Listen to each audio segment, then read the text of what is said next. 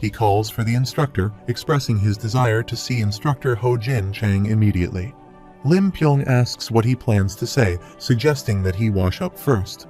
Lim Pyong questions if Chin Yo Woon is out of his mind, advising him not to be rash and to aim for something within his capabilities. Agreeing, Lim Pyong acknowledges that Chin Yo Woon shouldn't bite off more than he can chew and warns against throwing caution to the wind out of desperation. He expresses gratitude for the advice, assuring Lim Pyong that if the situation seems truly hopeless, he will give up during the spar, requesting at least a chance. Lim Pyong thinks to himself, wondering if he learned anything from his punishment and why he desires to undertake such a reckless challenge. Lim Pyong asks if Chin Yo Woon will give up during a spar, questioning if he holds such mercy in his fists, but realizing that he seems determined, he concedes. Lim Pyong advises him to avoid getting injured if possible, warning that otherwise he may not have any further chances. Chin Yo Woon promises to take that advice to heart. Meanwhile, Baek Gi stands alongside Hyo Bong, expressing disbelief as he asks if Hyo Bong is truly suggesting that he become Cadet 7's retainer. He asserts that Hyo Bong must be out of his mind and dismisses the idea as nonsense. He reflects that this is his fourth rejection now and resolves to continue searching for a bit longer. Upon reaching the training hall, he looks around and wonders what is happening, considering if there is some sort of problem. As they observe his presence, the cadets begin whispering among themselves. One of them questions why Chin Yo Woon is there and wonders if he is actually going to challenge him. Ma Chil whispers that today marks the end of his punishment, prompting confusion as someone questions what is against him. Ho Jin Chang emerges, and Chin Yo Woon observes him, noting his arrival and identifying him as instructor Ho Jin Chang. Ho Jin Chang also gazes at Chin Yo Woon, pondering why Cadet 7, one of his top sparring candidates, has come here alone. He offers greetings to the instructor, addressing himself as Cadet 7 Chin Yo Woon. Ho Jin Chang acknowledges the greeting, remarking that it's been a while, and commends Chin Yo Woon for enduring 5 days at the detention center. He then inquires whether they would like to spar using a wooden sword or fight bare-handed. Chin Yo Woon expresses a preference for fighting bare-handed.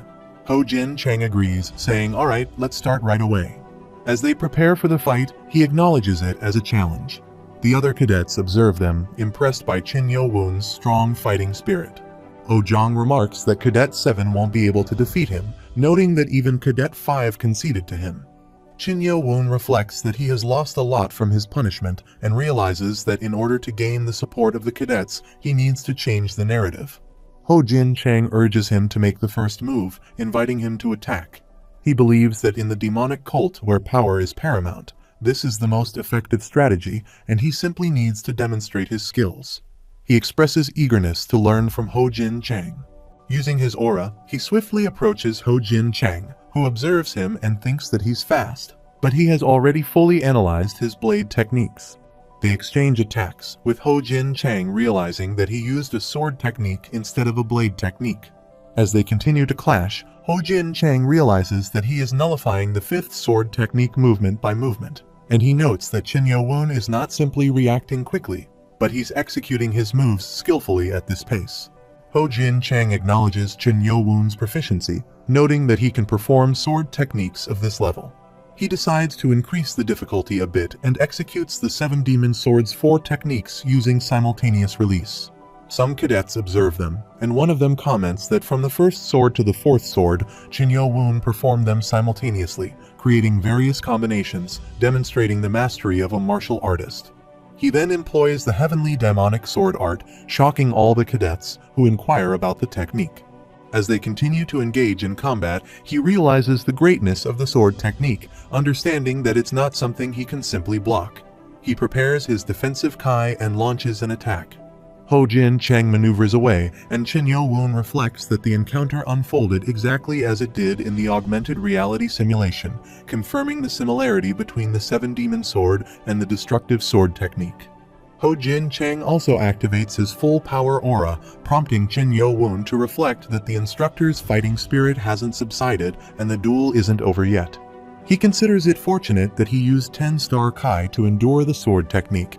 If they were using real swords, he surely would have died. With full force, he places his hand on the ground, thinking that while he may not have been using his special techniques, he wasn't going easy on him either. He acknowledges that Ho Jin Chang has made him want to duel with all he has got. As Ho Jin Chang expels his Kai and cracks the ground, he observes this and considers that he heard master martial artists are able to expel foreign Kai from their bodies. He concludes that the fight isn't going to end just because Ho Jin Chang got the first hit on him with the heavenly demonic sword art. Ho Jin Chang suggests they have some more fun, prompting both to get ready to fight again. He wonders why Ho Jin Chang is retracting his fighting spirit. Ho Jin Chang expresses extreme admiration, stating that Chen Yo-woon is the perfect example of someone who improves every day. He considers the possibility that a monster who defies the imagination of the main branch might be born and gives his yellow name tag to him. As an instructor, he admits that it was his loss today and acknowledges that he is more than qualified to be a group leader.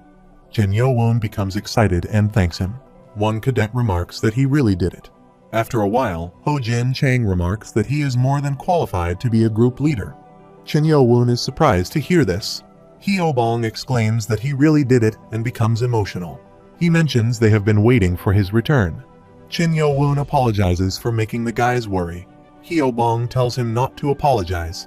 Baek Gi arrives and calls him. He turns back, sees him, and wonders about what he wants from him. Baek Gi seems like he has something to say, and Chen Yo-woon wonders if it is something important. Baek Gi kneels down. Chen Yo-woon is shocked to see this and asks what he is doing. Baek Gi expresses his gratitude, stating that he, Cadet 18 Baek Gi, was saved from the Poison Clan's poison by young master Chen Yo-woon. The cadets are shocked to hear this, and one whispers that the Poison Clan used poison on Cadet 18. Another cadet asks what he is talking about. Baek Gi explains that after seeing young master Chen Yo-woon endure imprisonment at the detention center after saving him, he, Baek Gi, could not help but be moved. Chen Yo-woon wonders why he is talking so strangely. A cadet asks if he is telling them that Cadet 7 did that for Cadet 18. Another cadet asks why else Cadet 18 would say that while on his knees. Another cadet asks why they did that to him. Baek Gi asserts that he, Cadet 18 Baek Gi, swears upon his life to serve young Master Chen as his loyal retainer. He wonders if he can see that he came up with this plan himself. A cadet asks if Cadet 18 is Cadet 7's underling. Another cadet asks if he did that to protect his retainer, and all for the sake of his own men. Go Won-hul thinks it was good work, although his speech was a bit awkward. He decides that this is the last time he goes along with his ideas, which is understandable. Lim Pyon asks Ho Jin Chang if he will be okay. He inquires whether he believes he is feeling ashamed or experiencing some other emotion and states that he earned it fairly and squarely with his skills. Lim Pyon acknowledges his proficiency, remarking on his remarkable ability to learn such an extraordinary sword technique and questions whether he also learned from the proper guardian. He suggests that, given his status as a grandmaster martial artist, this possibility is quite likely. Lim Pyon further inquires why someone renowned for their blade techniques would teach their student a sword technique. He asks if Ho Jin Chang is not planning to come to the office. Ho Jin Chang responds that Lim Pyon should go ahead, as he wants to get some fresh air first. After a while, Ho Jin Chang approaches Lee Hwa Myung and calls out to him, stating that he is finally here. Ho Jin Chang reflects, thinking that if he hadn't communicated with him via sound telepathy, he would have lost control. He remarks that anyone would have reacted similarly when faced with such a sword technique. Reflecting on his youth, Ho Jin Chang mentions that he has engaged in hundreds of battles against the forces of justice and evil, and evidently he has fought alongside the Lord on numerous occasions. He asserts that since he has personally aided the Lord as a guardian, he must know this better than he does. He recalls Chen Yo-woon fighting and remarks that the sword technique used by Chen Yo-woon, if his eyes did not deceive him, was just like the Lord's heavenly demonic sword techniques, and in fact, even more blood-curdling. He explains that the divine demonic sword technique, attributed to the founder of the demonic cult, the Heavenly Demon, is considered the most excellent sword technique of the cult, only passed down to lords. It is said that the divine demon ancestor, the greatest martial arts genius of his time, reigns as the most excellent martial artist thanks to these sword techniques. Lee Hwa Myung contemplates that although similar to the heavenly demonic sword techniques at first glance, it is actually far greater a sword technique that surpasses even the heavenly demonic sword techniques of the Lord. He wonders how this could be possible, and if the kid learned it from the Sapphire Monolith, said to hold the heavenly demon ancestor's final epiphany, but notes that the back of the monolith has been damaged from sword markings. Despite having examined it several times, he couldn't discern anything, so he pondered how. Ho Jin Chang begins to ask where that sword technique could be from, but before he completes his sentence, Li Hwa Ming suggests keeping the matter a secret for now. He remarks that Ho Jin Chang seems to share the same thoughts as him, and he understands. He adds that he also believes it's the best course of action for now. Meanwhile, Ho Sang Hwa approaches and calls out to young Master Chin Yo Woon. She kneels down and expresses that she was moved after hearing about the sacrifice he had made for his retainer. She mentions that she heard he was recruiting talented individuals regardless of their gender and clan, and she asks if he will accept her. She hereby promises to dedicate her entire life to serving him. Go Wang Ho blushes upon seeing her. Beak Gi wonders why he is blushing. Go Wang Ho also kneels down and expresses his desire to wait for him too. He acknowledges that his martial arts skills might not be the greatest, but if he accepts him, he promises to swear eternal loyalty to him. Chin Yo Woon remarks that one can always improve their martial arts, and more importantly, he is thankful that they want to follow him. He welcomes them to the group. Jin Guk also kneels down and introduces himself as Jin Guk, the eldest son of the Jin family.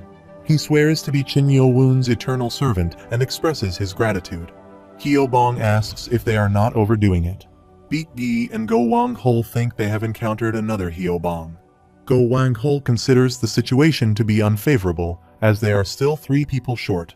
He had thought more people would show interest, but since their liege has obtained another yellow name tag, it's only a matter of time.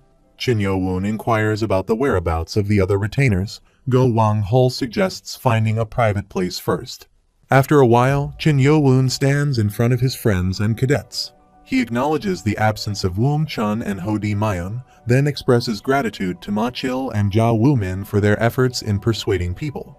Ya Woomin modestly responds that it was nothing, while Ma Chil thanks Chin Yo Woon for returning safely. Chin Yo Woon then asks about Oh Zhang's whereabouts. They all remain silent. He presses for an explanation, learning that Oh Zhang is currently hospitalized in the infirmary. Reflecting on this, Chin Yo Woon thinks about Ha Il Myon and notes that he still has not lost his bad habits. Observing Chin Yo Woon, Beak Gi notices a difference in his demeanor.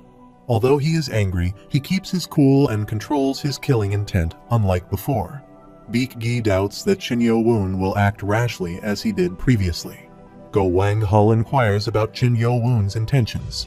Chin Yo Woon considers that while the academy intended for the cadets to fight over the yellow name tags, which he acknowledges as scummy, he cannot say his actions were wrong. However, it appears that none of them are willing to forgive him. He decides that since they owe him a great deal, it's time for them to repay their debt. Reflecting on his change, Beak Gi acknowledges that he indeed has changed. After a while, Gal Yon reports that they successfully provoked Ha Il Myung into taking Beak Gi's yellow name tag as requested. Chin Yu Chan inquires if Ha Il Myung is the leader of their group, questioning if it is not Wu. Gao Yon responds that Wu Pyonghak has been hospitalized due to serious internal injuries. Chin Yu Chan expresses doubt, stating that he truly believes he wouldn't break a promise. He then produces name tags from his pocket and reveals that he has yet to fulfill his promise. Gao Yon asks for clarification, to which he explains that the agreement was for Gao Yon to assist him in obtaining Beak Gi and asks if Beak Gi is currently present. Gao Yon asks what exactly he would like them to do. He responds that he does not need anything grandiose. He simply believes that in order for him to capture Beak Gi, he needs to experience an even greater despair. He mentions understanding the saying that one needs to experience the lows to appreciate the highs, and upon reflection, he realizes that they do not really have anyone suitable to be a group leader with him. Gal Yon expresses confusion, asking what he means. He then calls for Yum Pa, who responds affirmatively. He informs Yum Pa that he will give him another chance. Yum Pa asks what he means by chance. Chin Yu Chan explains that he wants Yum Pa to gather his comrades and crush Beak Gi's No Chin Yo Woon's group and take their yellow name tag. He assures Yum Pa that he already knows how to accomplish this and warns him not to make a stupid mistake like last time. Yum Pa promises not to disappoint him. Chen Yu-chan adds that if Yumpa manages to take their name tag, he can form a group with his comrades under his command. This way, they also gain a group leader, making it a win-win situation. Gal Yon thinks that Chen Yu-chan wants them to become his lackeys. Meanwhile, some cadets are practicing. Yumpa approaches and asks if Cadet 108, Ha Il-myeon, is the leader of Group 6. Ha Il-myeon confirms and identifies himself as Cadet 200 Yumpa. Seeing Gal Yon, Ha Il-myeon recalls that the individuals behind him are the same ones who helped him go after Beak Gi yesterday. He questions what business they have. Yumpa gets straight to the point, explaining that he needs Ha Il-myeon's help and a yellow name tag in order to pass the third test. He scoffs, asking why he should help when there's nothing in it for him. Ha Il-myeon interrupts, telling Yumpa to stop bothering him while he is training and to scram. Yumpa counters, asking what if he told him that he is after Chen Yo-woon's group. Ha Il-myeon inquires about Chen Yo-woon. Yumpa thinks he's wavering and admits that he personally owes Chen Yo-woon a debt, a rather annoying debt that caused him a lot of hardship. He explains that if they can take Chen Yo-woon's yellow name tag, his group will disband, questioning who would want to follow someone who has lost his group twice. He notes that naturally, Ha Il-myeon's chances of being disqualified and unable to take the third test will rise. Ha Il-myeon realizes that he does want to finish what he started yesterday and that he has no choice but to cooperate. He reluctantly agrees, saying fine. Yumpa thanks him for making such a wise decision. Ha Il-myeon wonders when they will attack. Yumpa responds right now. Ha Il-myeon smiles and says he likes his style. Meanwhile, Chen Yo-woon sits on a rock in the forest while his team members stand in front of him. Yumpa and Ha Il-myeon arrive with their gang.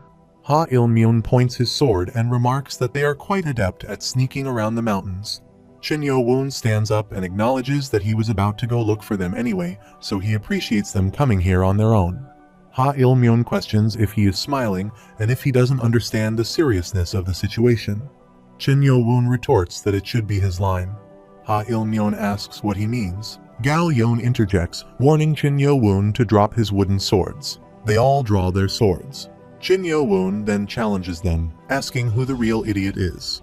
The scene shifts 4 hours ago to an empty field behind the expert training facility. Gal Yo asks Pyong-hak if he will be okay by himself. Pyong-hak responds that there's nothing he can do about it. He was told to come alone. Gal Yon expresses having a really bad feeling about it. Pyong-hak suggests they can form their own group as long as they have a yellow name tag. Gal Yon counters, mentioning that one name tag won't be enough for the 20 of them there. It might even cause them to fight amongst themselves. Pyong-hak acknowledges this, but insists that it doesn't mean they can stand around and do nothing. Gal Yon agrees, adding that in order to survive in the demonic academy, they can't be afraid of getting their hands dirty, and it will really be the end of them if they give up simply because they are weak. Gal Yon suggests using their ex-leader as a bargaining chip. He asserts that they can't keep crying over spilled milk, so they should stop worrying about the group. He promises to give Pyong-hak a spot once he becomes a group leader. As he turns back, he suddenly realizes that it's Chen Yo-woon. Chen Yo-woon questions why he seems so surprised. Gal Yon becomes scared upon seeing him and his friend. Pyong-hak asks if he was used. They are shocked to see Beak Gi. Pyong-hak questions if Beak Gi is here to take revenge for yesterday, expressing disbelief that he would pay the price for ambushing them like dirty weasels.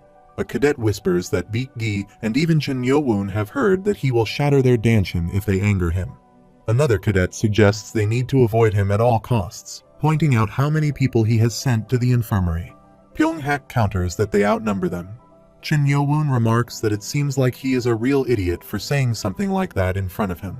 Pyong-hak asks what he means. Chen Yo-woon moves to attack him, grabs his hand, and focuses on controlling his power. He strikes Pyong-hak, causing him to be thrown away and spit out blood before falling down.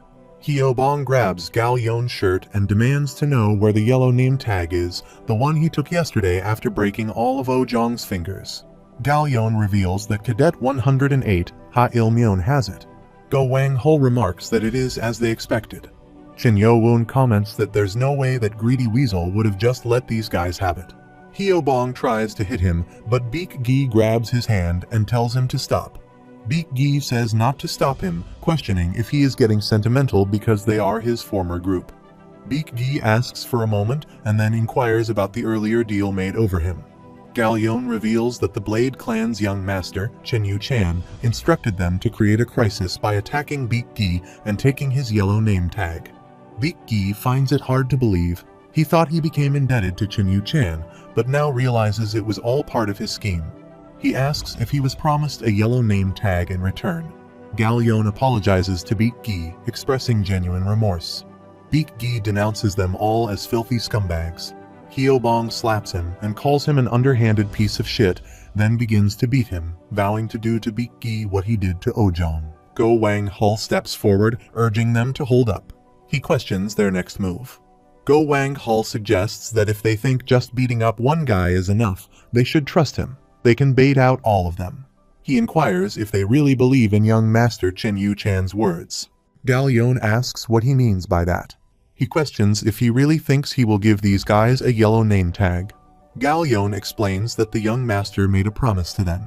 He adds that since they are a group of 20, he must have promised them 2 tags. However, he realizes that he's only giving them 1. A cadet questions if he said they are in this together. Galyeon clarifies that he said he'd include them in the group, even if they did not help with the ambush. Go Wang Hul observes that first they got played, and now they want to start in fighting. Galyeon asks what he means by playing. He questions if he really thinks young master Chen Yu Chan would not have foreseen this problem and warns that if they fight amongst themselves, they will just be playing right into his schemes. A cadet wonders if they were really just pawns in his game. Go Wang Hul asks if shouting in anger is all they plan to do and suggests that if they are truly angry, they should seek revenge. The scene shifts back, where Galyeon warns them to drop their wooden swords. Ha Il-myung and Yumpa turn back to see him. Yumpa asks what the meaning of this is. Galyeon questions if they really think they can keep using the yellow name tag as collateral. He further asks about collateral and states that they must still think of them as idiots. Galyeon suggests that it seems like someone has sweet-talked them. Hyobong remarks that he couldn't even take an instructor's name tag because he lacks the skill. He asks how dare they say that when they are weasels that ambush people in a group. Ha Il-myung becomes angry and questions how dare they claim they lack skills while they are busy running around like rats with their tails between their legs. Go Wang Hul laughs and says that, according to their words, no matter what, he won't start running like a rat. He adds that they have no intention of letting them go. Ha Il-myung is observing Chen Yo-woon and pondering how it has come to this. He believes that now is not the time to be prideful if he needs to attempt an escape by himself. However, he realizes that abandoning his group mates here would make it impossible to pass the 3rd test. He understands that if he fails again, he will lose all chances of serving under young master Chen Yu Chan. He resolves to persuade them no matter what and avoid this crisis. Yumpa informs Galyeon that he believes there has been a misunderstanding. He mentions that young master Chen Yu Chan had promised to make the guys his personal retainers and questions why Galyeon does not believe him. He inquires if that means they will be given 2 yellow name tags. He states that in order to accept all 19 of them as his retainers, he questions if they do not need at least 2 tags. Yumpa believes that's why they betrayed them and wonders what he should do. He realizes that if he can't persuade them here, this mission will end in failure. However, he understands that he can't make a promise on his own either. He suggests an alternative approach, proposing that he will personally inquire with young master Chen Yu Chan so that the guys can receive 2 yellow name tags. Galyeon asks if he will inquire. Yumpa thinks that since he can inquire, it won't be a lie and acknowledges that it will entirely be up to young master Chen Yu Chan whether he will accept it or not. He remarks that it's quite an attractive proposal, but wonders if he will be able to handle it. Yumpa inquires about handling it. Chen Yo-woon moves to attack him and states that he means if he can handle him. Ha Il-myung also moves to attack with his sword and attempts to abuse him. Chen Yo-woon holds his sword and breaks it. He is shocked to see this and thinks about how it was a wooden sword imbued with 7-star Kai. Beak Gi attacks him again and throws him away. He tries to get up once more. Beak Gi states that he will be his opponent. Ha Il-myung states that he is considering an underhanded surprise attack. He places his hand on his ribs and believes the possibility of them breaking again would put them at a clear disadvantage, but running away is not an option. They are all shocked to witness this. Beak Gi moves and advises against getting in his way. He believes there is no way they can handle Chin Yo-woon's monstrous group, and they need to somehow break through Group 12 and escape. Ha Il-myung inquires about what they are doing. Beak-gi instructs him not to look away from him and attacks. Go Wang-hul observes this and suggests that it's time for them to get started as well. Ho-sang HWA is prepared to fight and declares that this will be his debut. They all move to attack each other and engage in a duel. Beak-gi kicks Ha Il-myung. Yum-pa witnesses this and ponders how it came to this, realizing that it's their loss, there's no way out, and resisting will only make things worse. He drops his sword and contemplates whether he can win. He kneels down in front of Chin Yo-woon and declares his surrender, acknowledging it as Chin Yo-woon's victory. Chin Yo-woon questions the meaning of this. He responds that the outcome has already been determined and wonders what they should do now that they have lost. He pleads for mercy, stating that Chin Yo-woon has defeated them, and asks to be shown mercy as a Vice Lord candidate. He believes that regardless of how angry Chin Yo-woon may be, he should show leniency towards someone who is begging on their knees. Chin Yo-woon grabs his hair and demands an explanation for why he should accept the surrender, asserting that if he didn't want to fight, he shouldn't have acted deceitfully in the first place. He questions Chin Yo-woon's actions toward a surrendered opponent. Chin Yo-woon responds by ordering him to be quiet and forcefully pressing his face onto the ground. All the cadets are shocked to see him spitting out blood. Chin Yo-woon states that he needs to pay the price for messing with someone else and asserts that he has not even started yet. He screams with pain and abuses him, asking if he really thinks young Master Chin Yu-chan will let this slide. Chin Yo-woon questions whether Chin Yu-chan won't let it slide and considers if he has hit a nerve. However, young Master Chin Yu-chan currently commands the most significant faction within the Demonic Academy, and he has no choice but to hope that Chin Yo-woon will be at least a little afraid of him. Chin Yo-woon expresses gratitude for the warning. He realizes that he forgot that he's the guy who shattered all of Chin Jong-sum's bones. Chin Yo-woon then smashes his face on the floor again, causing him to faint. He remarks that to faint from just this, if he had used all his strength, he might have ended up smashing his head. After a while, all cadets with Yum-pa kneel down in front of Chin Yo-woon and his friends, all badly injured. He inquires about Ha Il-myung's whereabouts. Hyo-bong responds that he's over there. He was resisting too much, so they activated his mute and paralysis Kai pressure points. Ha Il-myung thinks if only his ribs had not broken. Beak-gi asks if he should release his mute Kai pressure point. Chin Yo-woon declines, stating that it's okay. He doesn't have anything he wants to hear from this person. He holds his hand while contemplating his next move. Chin Yo-woon then breaks his finger, twisting it back, causing him to scream in pain. Chin Yo-woon tells him to stop being such a baby over a single finger and asks if it hurts. He breaks the other finger and says, "Here's another one." Ha Il-myung bites his lower lip to control the pain and refrain from screaming. He acknowledges that Oh-jong was probably in as much pain as him, or even more since the guys brutally beat him up. Ha Il-myung's subordinate hangs his head, realizing that they are the ones who did that and that they are in trouble. Ha Il-myung contemplates abusing him and vows to kill him, thinking that no matter what, he is going to kill him and slap him in the face. He tells his friends that he is going to give them an order to break one leg and all the fingers of all the members of Ha Il-myung's group. They were all shocked to hear this.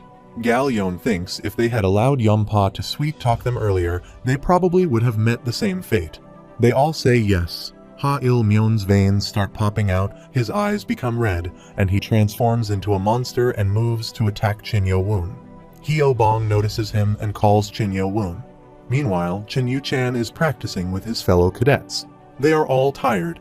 He remarks that it's odd and thinks they performed the Seven Demon Sword technique as the secret book detailed, but something doesn't feel right. They are all advanced martial artists, so they should have mastered the method already. He wonders why they are unable to recreate the unique synergy of this sword formation. He holds a book and suggests taking a break. He will have to read over the secret book some more. He then calls Wu Gum-pil, who responds affirmatively, "Yes, young master." Chin Yu-chan points to the book and asks the spectator how they think they performed the sword formation. He ponders something. Chin Yu-chan assures them it's fine, so they don't need to worry about sharing their thoughts. He candidly remarks that, to be frank, it only looked like everyone performed the same technique at the same time, and he can't quite say since he has never seen the formation appropriately performed, but it looked pretty normal to him. Chin Yu-chan agrees, saying he thinks so too, and then directs their attention elsewhere. Chin Yo-woon arrives, covering his face and placing Ha Il-myung on his shoulder, with his companions also placing other cadets on their shoulders. He demands to know who they are and instructs them to stop right there. Chin Yo-woon reveals himself, and the person he is addressing confirms that he is indeed Yum-pa. He inquires about Chin Yo-woon's injured face and questions who the person they are carrying is. Chin Yo-woon beats Ha Il-myung on the ground, and others join in, assaulting the others on the ground as well. Chin Yu-chan attempts to move his hand with the sword, noticing that Go Wang-hul and Beak-gi are also unconscious on the floor, identifying them as Chin Yo-woon's subordinates. He then notices another person falling to the ground, their face covered with cloth, and asks who this person is. The response comes that it's Chin Yo-woon. Chin Yu-chan becomes happy and asks what was done to put him in this state. He mentions that if it were not for Ha Il-myung, it would have been the end for them, and reveals that he has been learning the demonic blood reversal technique. Chin Yu-chan inquires about the demonic blood reversal technique. He explains that the demonic blood reversal technique is a Kai control technique that makes him stronger by reversing the flow of his blood points. However, it damages his Kai points the more he uses it, eventually leading the user to go insane. It's designated as a dangerous martial art, even within the cult. He adds that this guy was also a nut job. He bets he went on a rampage and attacked both foes and allies indiscriminately. Chin Yu-chan laughs and says, anyways, good job, expressing his genuine surprise. He admits that he honestly wasn't expecting much from the group, so he is pretty impressed. He begins to use his magic and remarks well. Then, before they send him off to the infirmary, he cuts his hand with magic, causing pain. He comments that it must have hurt. Sitting near the injured person's body, he states that unlike him, he will leave his stanchion alone. Pyonghak observes this and thinks that Chin Yu-chan has cut the tendons of someone who is already in a mess, reflecting on how terrifying and merciless he is. Chin Yu-chan removes the face cover and asks if the person is not grateful. Shocked to see that it is Yum-pa's body, he asks what this is. Chin Yo-woon moves to attack him, punching him in the face and throwing him away. Wu Gumpil moves to attack him as well, asking what the meaning of this is. Go Wang-hul gets up, punches him, and throws him away. He is shocked to witness this and asks how he did that. He instructs everyone to get up. Ho Sang HWA remarks that it was a fact, as she thought they'd be lying down a bit longer. B Kai says, well, everything went as planned. Ojai Lan from the Crimson Wind Blade clan accuses them and says they tricked them. He wonders about young Master Chin Yu-chan if he was knocked out. Wu Gumpil wonders about Group 12 as they are the ones who brought them here. Gal Yon readies to fight with a sword. Jin Yu from the Destructive Fist clan says he dares betray their young master. He's a snake. Chin Yo-woon removes his mask and says he can't believe the guys have such little faith in Yum-pa, suggesting that maybe this was not needed then. He is shocked to see Chin Yo-woon and abuses him.